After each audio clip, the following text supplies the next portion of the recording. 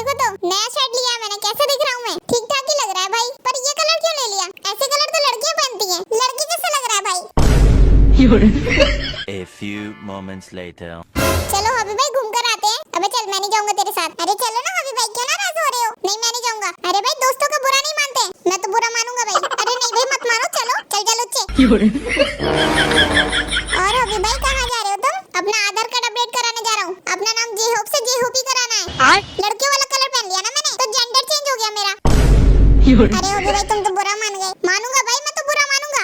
क्यों बोला था तूने लड़की जैसा लग रहा है भाई? भाई मुझे माफ कर दो। और अभी भाई क्या हाल है? आज के बाद से दूर रह के बात करना मुझसे।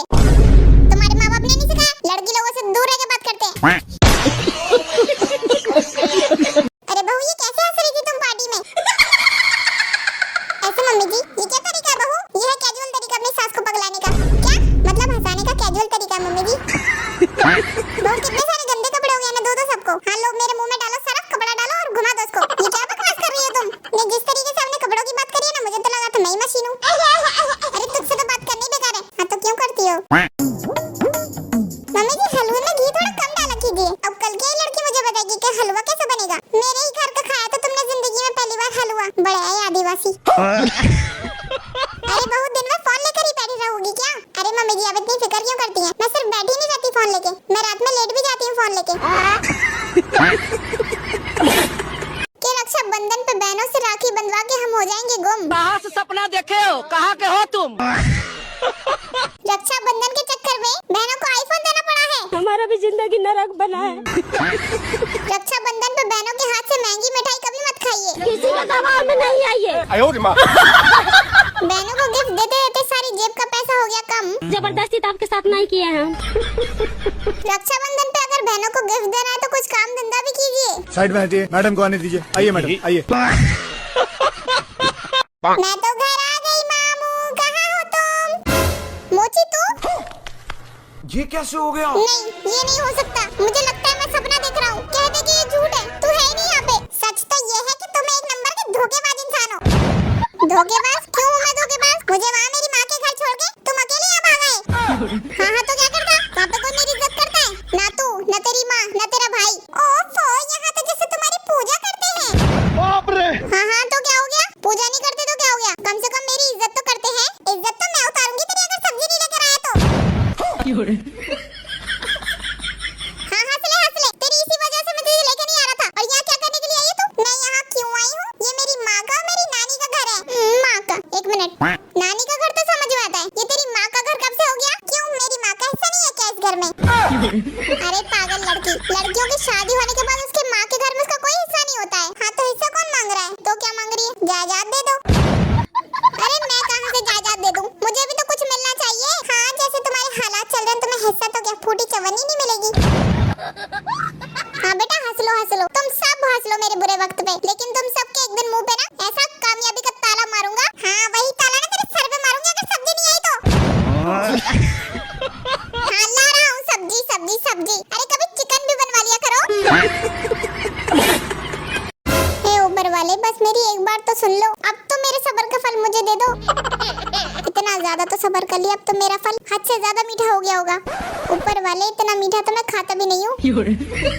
लेकिन एक सेकंड, कहीं यही तो रीजन नहीं है कि मैं ज्यादा मीठा नहीं खाता हूँ और मुझे ज्यादा मीठा खा के कहीं मुझे शुगर हो गई तो? और ऊपर वाले आपको मेरी चिंता हो रही हो इसलिए आप मुझे फल नहीं दे रहे। अरे ऊपर वाले इतनी टेंशन मत करो यार, दे दो मुझे प्लीज। अब तक तो वो फल मेरा मीठा होके सड़ भी गया होगा। ठीक है मैंने सुना है, तू कर्म करे जा, फल की चिंता मत कर। ऐसा नहीं हो सकता ऊपर वाले, क्या आप फल दे तो कर्म की चिंता मत करो? क्या बात है सर, क्या बात है सर। मुझे तो अब ऐसा लग रहा है ऊपर वाले वो फल मेरा सबर कर रहा है। ऐसा तो नहीं ऊपर वाले फल सबर कर रहा हो और मीठा मेरा रोस्ट हो गया हो? क्या सोच है रे तेरी? एक सेकंड ऊपर वाले, कहीं मेरा फल वो तो नहीं था जो आपने न्यूटन के सर पे गिरा दिया? मम्मी जी आपको मेरे हाथ का खाना अच्छा नहीं लगता ना? क्या हुआ बहू, खाना तो तुम बहुत अच्छा बनाती हो। नहीं मम्मी जी आपको नहीं अच्छा लगता मेरे हाथों का खाना? अरे बेटा बहुत अच्छा लगता है, अच्छा तो बनाती हो तुम। नहीं मम्मी जी नहीं, आपको मेरे हाथों का खाना बिल्कुल नहीं अच्छा लगता। अरे बहू बहुत अच्छा लगता है, तुम क्यों परेशान हो रही हो? नहीं मम्मी जी आप झूठ बोल रही हो, आप फिर से झूठ बोल रही हो। मम्मी जी आपको तो पसंद आता ही नहीं है मेरे हाथों का खाना। अरे